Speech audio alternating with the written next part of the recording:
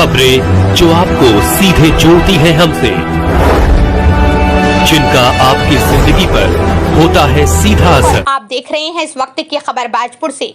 हरिद्वार में किसानों के ऊपर लाठियां बरसाने वालों पुलिसकर्मी के खिलाफ जांच कर शीघ्र ही कार्रवाई करें।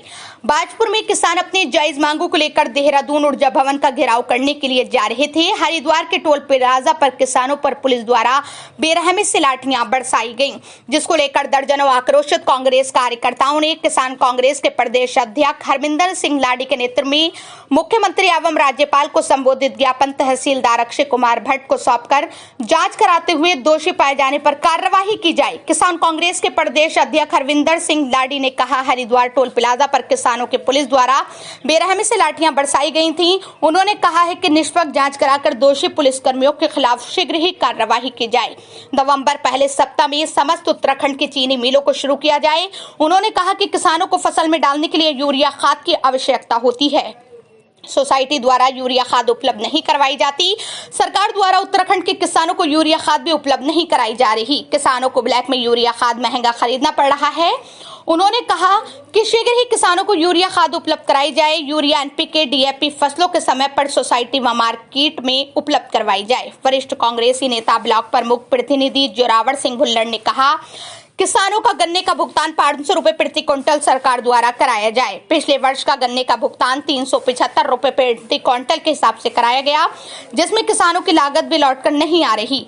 किसान घाटे में चल रहे हैं। अगली बार से किसान गन्ना लगाना बंद कर देंगे, जिससे चीनी मिल को लेकर राज्य में गहरा संकट गहराएगा और चीनी महंगी हो जाएगी। आम लोगों को चीनी भी नसीब नहीं हो पाएगी। उन्होंने कहा, सरकार द्वारा हमारी मांगों पर शीघ्र ही अमल नहीं किया गया तो हम आंदोलन करने के लिए मजबूर होंगे। इस मौके पर कामरान खान, अमर सिंह रंधावा, साबिर हुसैन, वसीम अहमद, जाहिर अली, मोहम्मद रफी आदि मौजूद थे।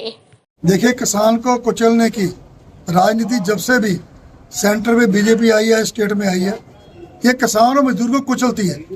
अगर किसान बेचारा अपना कोई मांग लेके जाता है तो उसका आपके सामने आपने देखा होगा कैसे लाठियों के साथ उनको जख्मी किया गया है। हम उसकी घोर निंदा करते हैं और मैं तो ये कहना चाहूँगा सरकार को कि ऐसा मत करना कि किसी दिन किसान जो अन्नदाता है, धरती का अन्नदाता है, वो कहीं सड़कों पे आ गया तो उसने जिस दिन किसान ने अपनी फसल देनी या दूध देना बंद कर दिया अपनी डेयरी का, तो उसकी जिम्मेदार सरकार होगी। मैं तो ये कहना चाहता हूँ कि अगर किसान अपनी मांग भी रखते, उस मांग रखने का अधिकार नहीं है तो क्या इस देश का कानून है? आपने देखा भी कैसे चीटा जब्ती करी गई, पक्ष के नेता को भी नहीं बख्शा गया। क्या है? सबका ध्यान भ्रष्टाचार की ओर है, सबका ध्यान धांधली की ओर है, सबका ध्यान बदमाशी के साथ सीटें छीनना का है। तो हम तो ये मांग करते हैं कि जो वहां पर कार्रवाई हुई है उनको तुरंत बर्खास्त किया जाए। उसके साथ जब भी सीजन आता है, चाहे बुआई का आए, चाहे ऊपर खाद डालने का आए, urea gap, NPK gap, DAP gap, अब किसान को क्या होता है कि उसको ब्लैक में लेनी पड़ती है। यह धंधा मैं तो ये कहूँगा कि सरकार की शय पर है। अगर सरकार टाइम से ये सब चीज़ें उपलब्ध करा दे तो ये ब्लैक ना हो, किसान को बेचारे को खाद मिले। किसान तो पहले ही हैंड टू माउथ रहता है। तीसरा, जो शुगर फैक्ट्री आपने देखा होगा, हमारी शुगर फैक्ट्री बाजपुर की जब सीजन था तब रिपेयरिंग शुरू होती है। तो मैं माननीय मुख्यमंत्री जी और राज्यपाल जी को ये ज्ञापन दिया है कि नवंबर के पहले हफ्ते में पूरे उत्तराखंड की शुगर फैक्ट्री चालू की जाए। और पिछली बात ही जैसे राज्य मंत्री ने कहा था, गन्ना मंत्री जी ने, कि 15 दिन में पेमेंट हुई थी। मुझे लगता है 3 महीने बाद पेमेंट अब हुई है लास्ट में।